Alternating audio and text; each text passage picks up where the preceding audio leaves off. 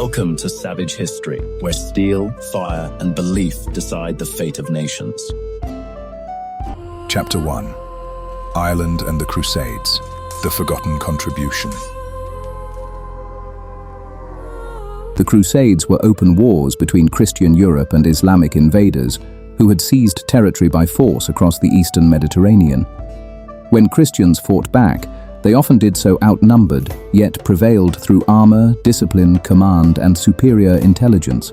Islamic invaders surged and exhausted themselves.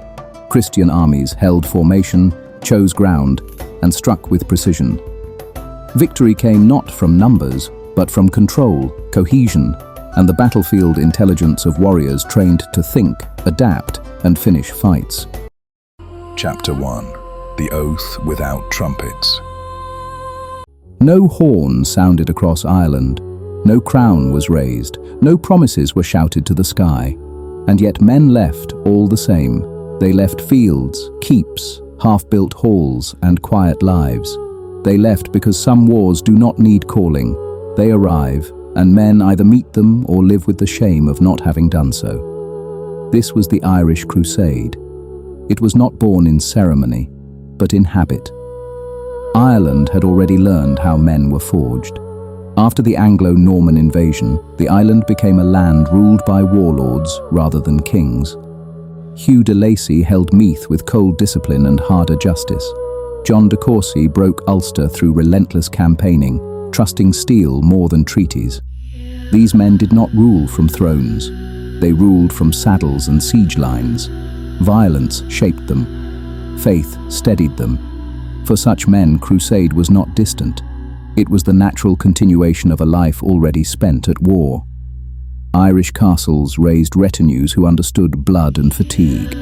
Men who had held walls through long nights. Men who had watched comrades fall and stepped forward anyway. Priests spoke of salvation. Bishops gathered silver. But it was the warriors who decided. They took the cross without illusion, knowing the cost, and accepting it. Ireland did not shout its answer, it sent men. Chapter 2. Steel on the Road to Acre. When the summons came for the Third Crusade, Ireland answered through its lords. Richard the Lionheart called his realm to war, and Ireland stood among it. Knights holding land in Meath, Leinster, and Ulster rode east beneath foreign kings. But they carried Irish iron in their hands and Irish wars in their memory. These were not pilgrims chasing relics. They were veterans. They marched already hardened by frontier fighting. They knew discipline. They knew silence. They knew how to stand when retreat seemed wiser. They carried little, hard bread, salt meat, thin ale, and expected less. Then the sea took them east, and the past fell away behind.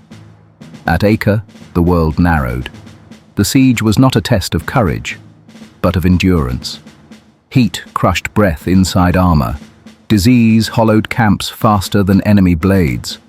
Assault followed assault until fear burned itself out and left only habit behind. Irish knights fought there, unnamed, unmarked, but unyielding.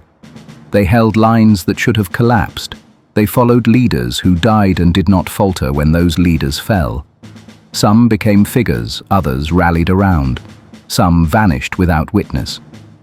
All learned the same truth.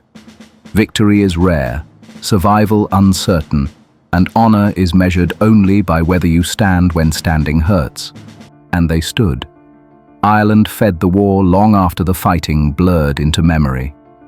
Templar and Hospitaller estates gathered rents and grain and sent them east.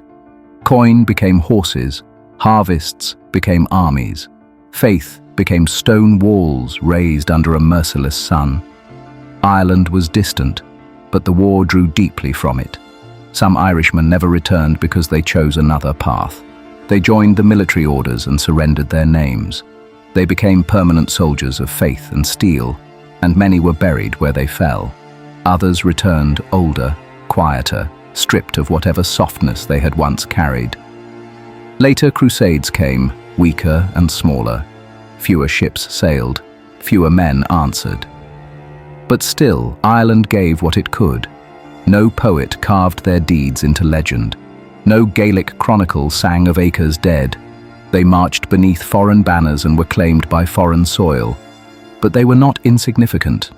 They were men shaped by Ireland's violence, hardened by rain and stone, tested beneath an eastern sun that showed no mercy.